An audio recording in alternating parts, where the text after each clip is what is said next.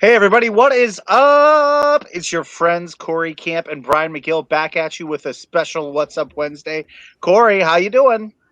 It's starting to feel like fall here in the Midwest. I get to wear a sweater today and I'm super happy. I didn't even put them up this summer. One, I was just a little preoccupied. And two, I really was just ready for sweater weather to come back. And that's strange because I'm a Texan. As people can tell here, I've got my Texas necklace. But fall is one of my favorite seasons. I do love everything pumpkin spice. So I'm Pumpkin ready. I've got spice my makes mums everything out nice. in the front yard.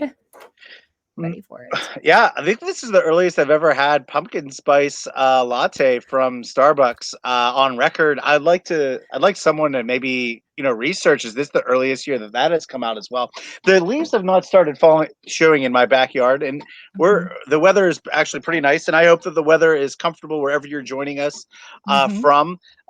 Please feel free to introduce yourself into the chat and what's some of your favorite fall activities will be. How about that one, Corey? That's Uh, right. I love that. I love that. Do you like to go to the pumpkin patch? Is it just sipping your coffee, all your flavored coffees?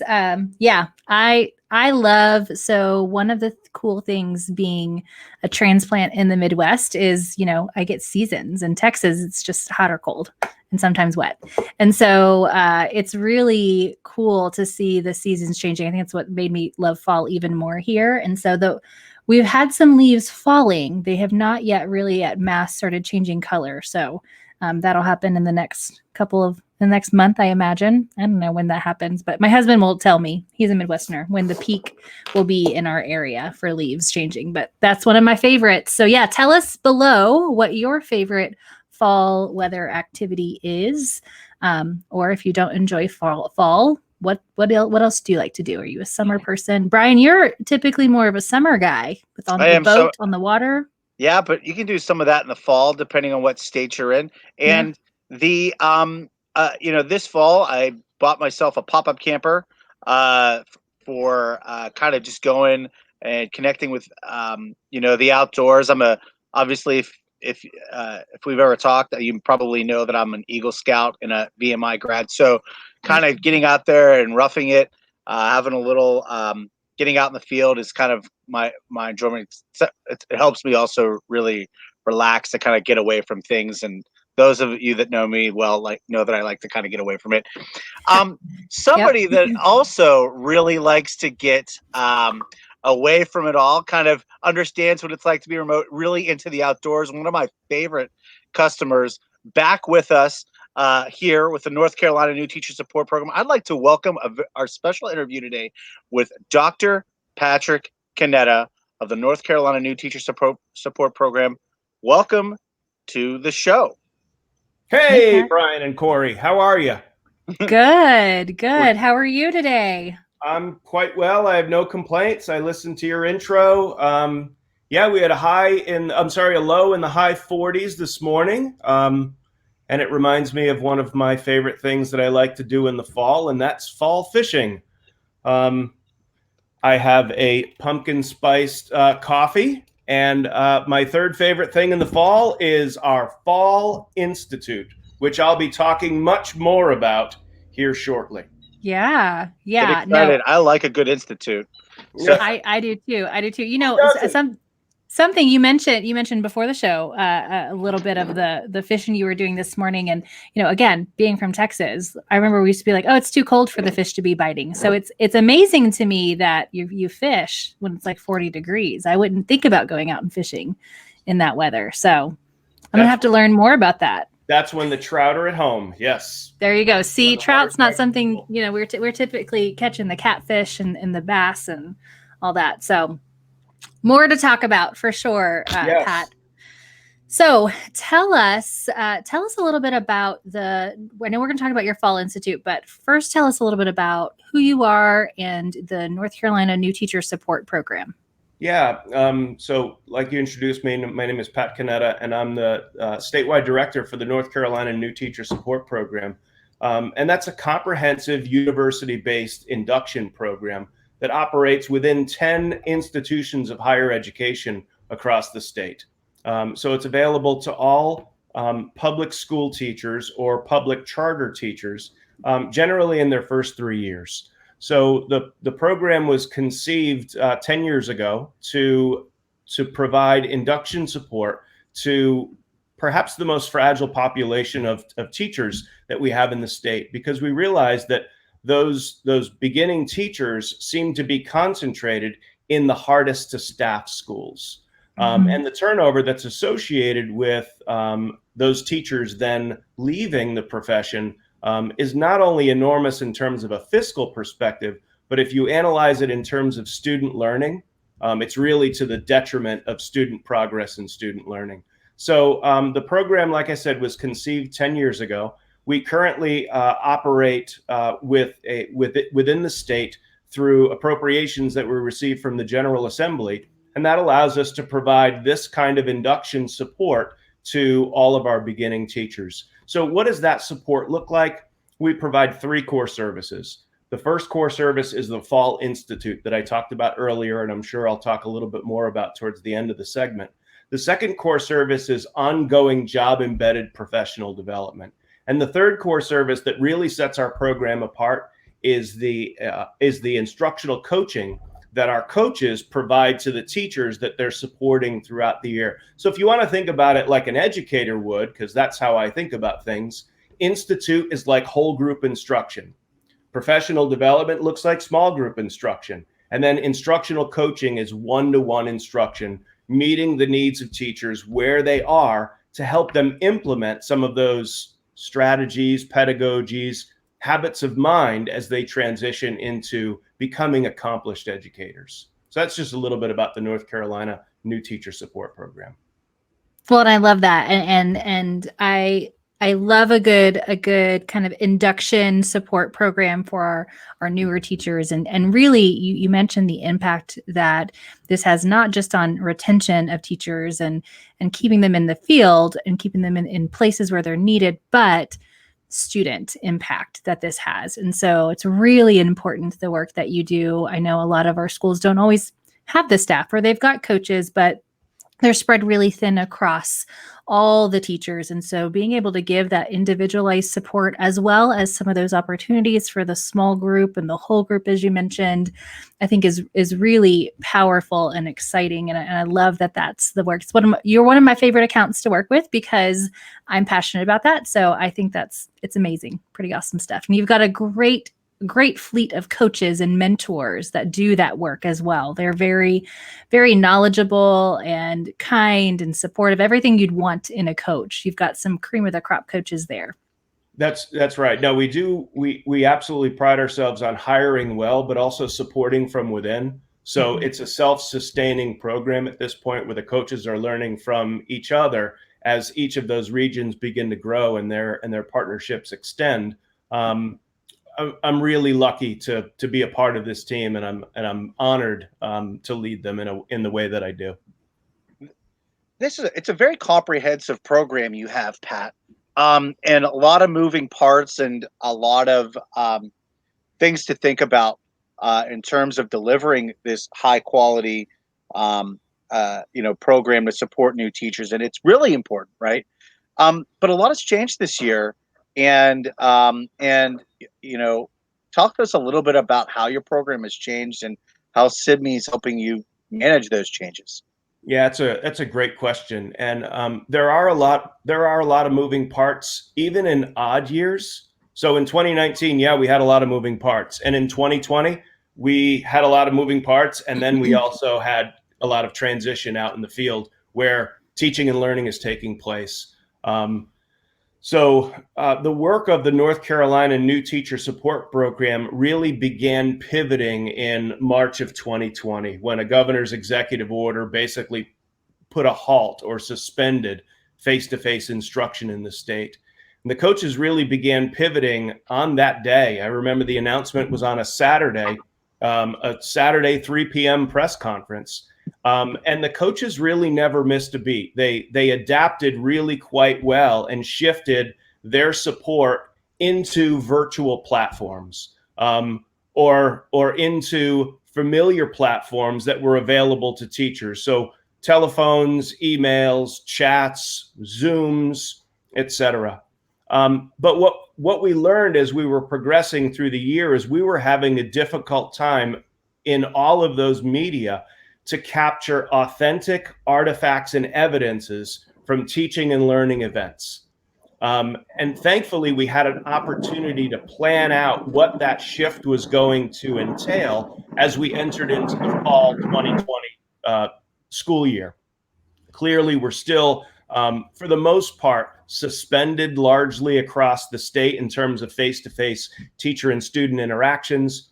But we had to evaluate our ability to collect, like I said, those authentic artifacts and evidences that are generated in teaching and learning spaces.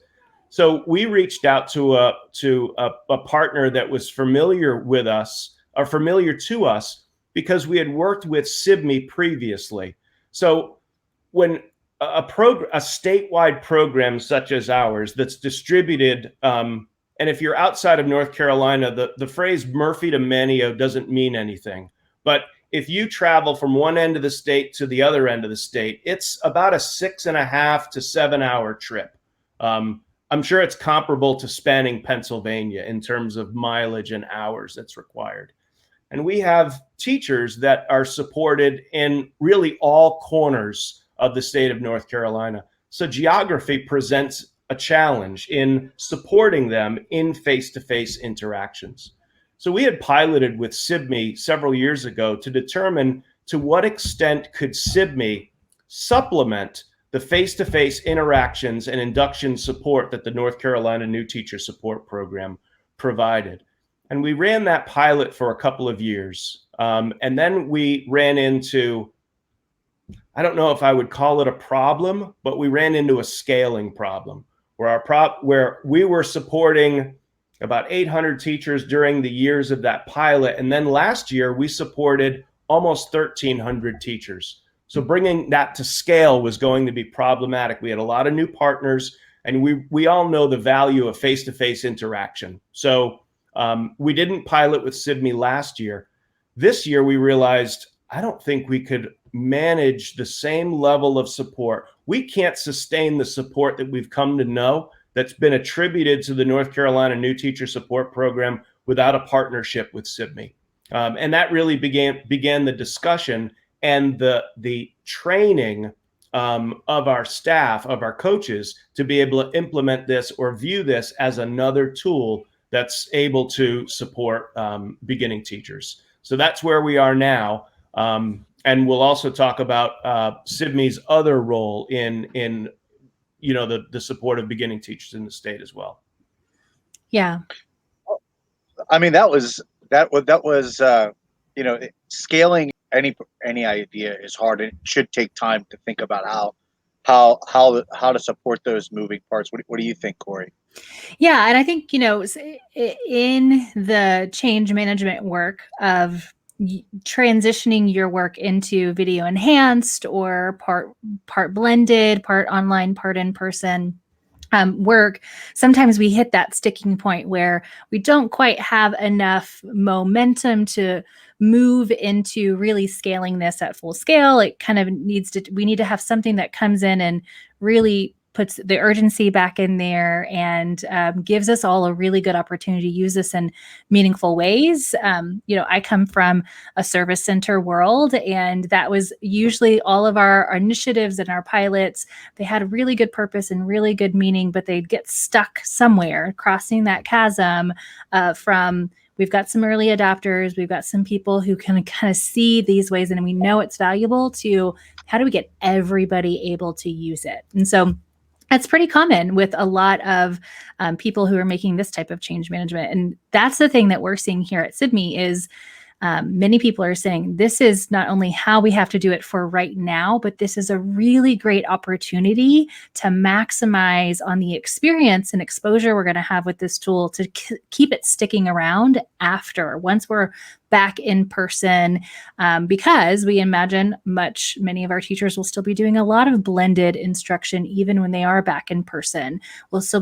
Technology is going to take a much stronger role in education throughout the classroom and how we support teachers in the classroom. So Yeah, I got to work with some of your teachers this week. I'm getting actually to work with all of your coaches this week, and they are just they're a passionate group. I said that earlier. They're really thinking about, a lot of things that we have to think about as coaches is how do those artifacts of teaching and learning, how are they different? How do we capture those in a purely virtual space or in a hybrid? When I've got a concurrent classroom, I've got some students in person and simultaneously teaching my online students.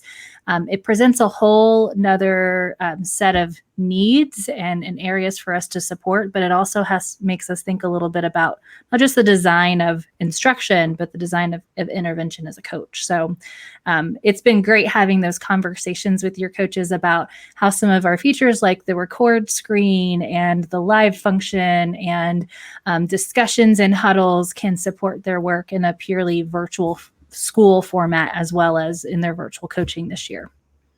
So. And this summer we had our first virtual conference here at Sibme, the Better Together conference. You were pretty privy to what was kind of going on with that, and that kind of hit home with some of the other work that you're doing. Tell us a little bit about the way you've reimagined your new Teacher Fall Institute, and who all is involved in that. Yeah, so I wasn't just privy to it, Brian. I was inspired by it.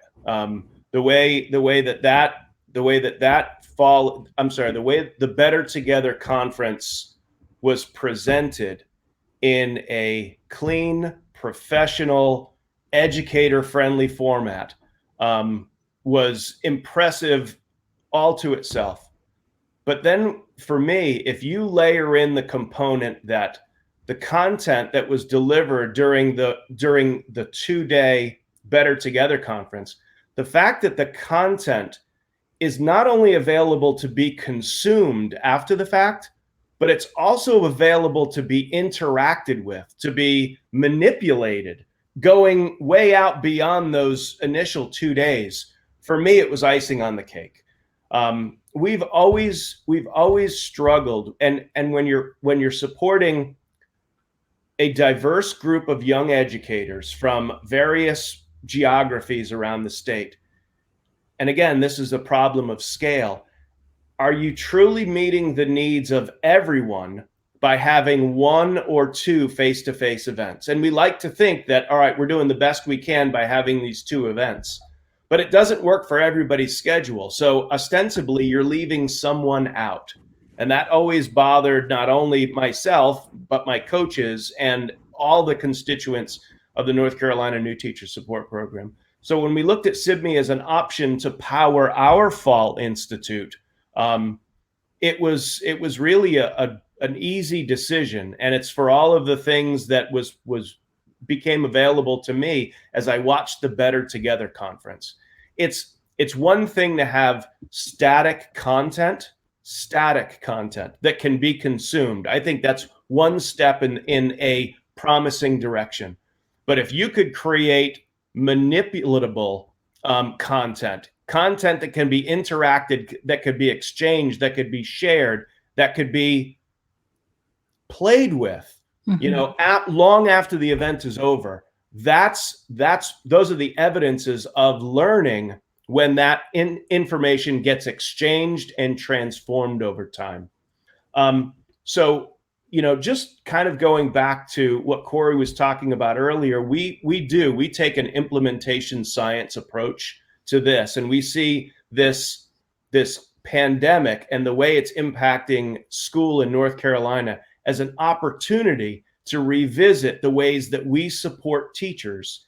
And if we can create efficiencies, and they're influenced by the pandemic, but if we could create efficiencies as a result of this event and come out on the other side knowing more about how best to support beginning teachers and how best to deliver that support, I think we'd all come away much, much richer in this whole endeavor of supporting early career teachers become accomplished teachers in their practice. So our Fall Institute this year is indeed powered by Sibme, and it was inspired by the work of Sibme as they generated their Better Together conference. Yeah, I mean, it sounds like there's less to compromise on, right? So, I mean, the equity of how you support folks will be a little more transition. How do people sign up for this event? So we are inviting teachers who we support, and we're not only inviting teachers that we support in the 2021 school year, but we're also looking back to support teachers that we supported in the 1920 school year to create these wider and broader opportunities for access. Mm-hmm. So what we do is we email all of the teachers that we're supporting, and we're providing them with an opportunity to register. That will get them in Sibme and to be able to access each of the folders and the breakout huddles that are taking place across those 4 days at the end of October. I think it's really a testament to one, we are so proud here at Sibme of our Better Together conference, and we can't wait till next summer when we get to do it again. We've had small conversations here and there about doing something this winter, and we'll see if anything comes out of that. But it really was a powerful conference for us here at Sibme to get to see. We really got to stretch the application, and something that has drawn me to Sibme as a user long before I joined the team was the flexibility of this platform to use in many different ways, to unite many different groups of people together around evidence and artifacts and consumption materials, as well as production. And that's been the most exciting thing. We still have people in our 3,000 and still growing audience of the Better Together who are still viewing those on-demand sessions, listing those questions. We've got some presenters who are going in and still responding. The conversation is still there. It's quietened down a little bit as we've gotten started with the school year, as people are kind of have the new school year wave kind of overwhelming them, but it's still a place to learn and grow. And I still have on my calendar to try to watch bits. And my favorite thing is that I can watch it in faster speed than it actually happened. So I move it up to 2 times speed, and 5 times speed you can do in Sibme, but it's really not comprehensible. You can't really understand that very well, but I can if I need to zoom through a part where I've seen that before done and I want to move on to the next segment. So that piece that you mentioned of being able to provide the excitement and the connection of a live event, but then keep the party going, I think is exactly what teachers need. And that's kind of why we did it that way with our Better Together conference, is we knew that there was so much that was really relevant for that conference around those who are working in professional learning, but some of it might be just a step ahead of where they are, and they're not ready to access that yet. So they're going to go to what was just right for them now, and then now they can continue going, okay, I think I'm ready to take on that next piece. I'm ready to start my coaching cycles. Let me go back to some of those great coaching sessions. So I think it really is it's a powerful tool. We're excited that we get to help you power that. We wrote a blog on how we put on that conference through the app, and you guys are kind of following that recipe, as TJ likes to call it. And I think it's going to be awesome. It's going to be a great institute from all that I've heard as we've been talking about getting that all set up. No, we're very excited. It's a lot of nervous anxiety. And it is like that, even in the odd right. years. Yeah. Every fall, there's a little bit of nervous anxiety that exists. And this is just the same. A little bit of nervous anxiety, but I'm very confident that we have a platform and we have a team that it's all going to come together, and it's going to be the best it possibly can be, and we're going to learn so much. Yeah. So really, really excited, very stoked to see when October 26th gets here. I was just about to ask you, did we say the date yet? October 26th. Yeah, it's going to be October 26th through 29th. And it's actually a 2-day event that's repeated for the second 2 days in reverse order. So again, trying to create these opportunities and access for teachers to log in to attend live if they can, because the schedules right now are all over the place in terms of whether it's hybrid or morning or afternoon or planning, and trying to work all of those new norms out And I just learned this morning some of our norms might be changing. Then it would be the close of the 9 weeks. So districts might be making some decisions about how they're delivering instruction at that point. But again, I think we've got something in place that is going to be as good as it possibly can be. And that's going to be just fine for 2020. That's right. That's for 2020. That's like top notch. So and we'll learn, and it will inform us on down the road. To your point, Corey. Yeah, it's going to be great. Yeah, and that's kind of the cool thing. We've gotten to go in and see, what are people going back and rewatching or coming in and making sure that they're still engaging in. So I think that's really valuable as we think about the types of sessions and what really kind of drove people to come back and what they were recommending. All gives you great information as you plan the next conference. So yeah. Brian, anything else? I don't know. I mean, we've got a couple minutes left. What advice would you offer to some of our listeners out there that are that you've been using Sibme for a couple of years, you kind of came back? What advice would you offer to some folks that are kind of just getting started with Sibme?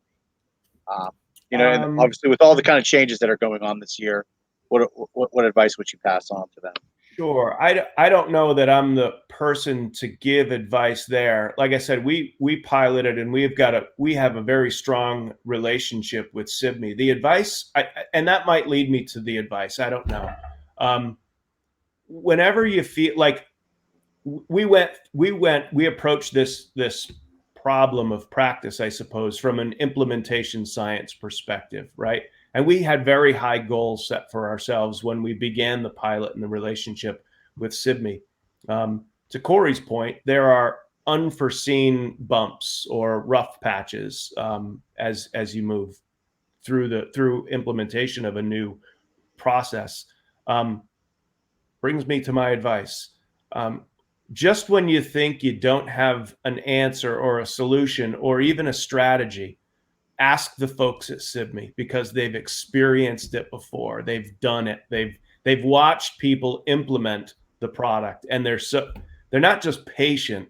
They're professional. They're supportive. There really is no judgment.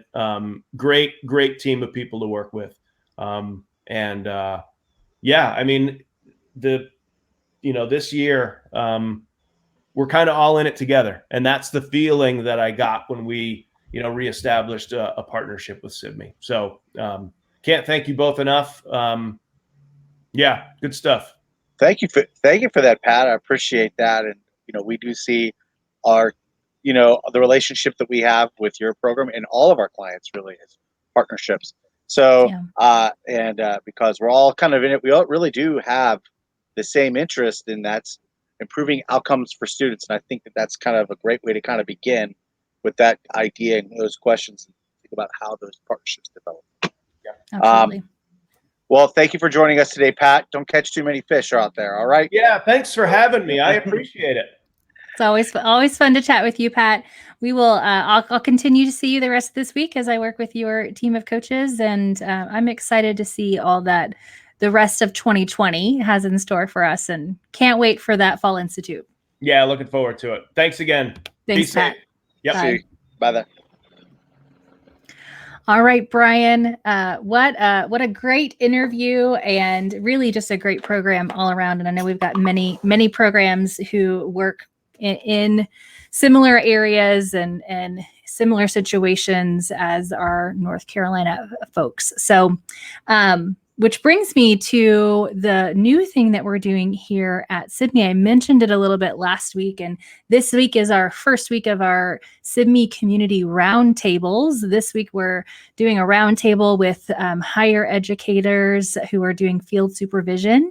So, and talking a little bit about how the goals feature might work for them. So if you're in one of our higher ed accounts and as a supervisor and you're wondering if there's a tool or a feature in Sibme that can help you manage that work, this community roundtable is going to be there for you. It's a little bit of a show and tell at the start, but I'm going to keep that super minimum. It really is just an open space for you to talk with others who are trying to do the same work that you're trying to do. If you're doing field supervision virtually, you're working in virtual environments this year, It gives you an opportunity to connect with others who have access to the same types of tools, such as Sibme, to do your work. And so I am excited for that. That is this Friday. So cannot wait for that to happen. Also this week, we've got Dr. Stephanie Affinito coming on to talk. She's our resident literacy coach, and she's joining me on the Coach Replay show. So I cannot wait for that. We're going to talk about building engaging and reading comprehension virtually. And she's definitely the person to talk to about it. She's got books on tech tools and literacy, and she's got the coaching sketch notebook. But next week, we'll have a small tip video on some of the different strategies and tools that she's talking about this Friday. Those will release slowly, each one every day next week. So I'm super excited because I'm always a fan of more stuff with Stephanie Affinito, because she just is so brilliant with all of her coaching work and her literacy stuff. So I've got a good rest of my week looking my way. Brian, how about you? It's very, very busy. Tomorrow and Thursday and Friday, really, I'm meeting with a lot of my customers to kind of show them how some of the new features in Sibme are blending with their virtual return to school plan. So, don't forget about our screen recording features, Zoom integrations, and the power of those features to be able to blend with your online observation and feedback strategy, whether that's instructional coaching, self-reflection in the Sibme platform, or a strategy that builds collective efficacy, like peer that observation. Collaboration. Yeah, that's right. I mean, and we talked about it last week when we were excellence archaeologists. We put our hats on and we said, hey, I want to be an excellence archaeologist, and I'm going to look for the best things that are kind of going on in my classroom, or in my colleagues' classrooms. And so why not think about the ways that the Sibme platform that y'all are utilizing will be supportive in that. So obviously we have the features inside of Sibme to help you with all that. So don't forget. Oh, and if you missed that episode, we have it available. Check it out on our YouTube channel. Yep. Check it out on our YouTube channel, Facebook channel, Twitter. And if not, I'll send it to you in a vidyard. Okay. There you go. All right. All right. Thanks, Brian. I'll talk to you later. See you next week. See you next week, everybody. Bye, everyone.